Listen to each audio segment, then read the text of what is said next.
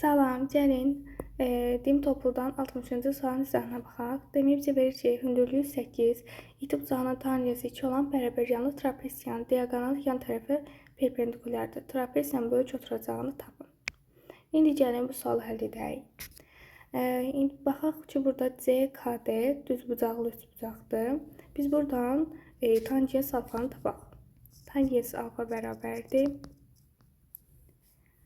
Qarşı katet, yəni 8 bölünsün bitişik katet. KD və bizə bunu 2 verib. Gəlin buradan KD-yi tapaq. KD bərabərdir 4. KD-ni 4 tapdıq. Buradan AK-ya bir X deyirəm mən. Görürsünüz ki, burada ASD düz bucaqlı üst bucaqdır. Düz bucaqlı üst bucaqda 8-in kvadratı bərabərdir 4x-a. Yəni 64 bərabərdir 4x-a. X-i də tapsaq, x edər 16. Biz buradan x 16 tapdıq. Bizdən böyük oturacaq istəyirdi. Böyük oturacaq da A dedim. 16 üstə gəlsin 4 bərabərdir 20. Yəni cavabımız oldu 20.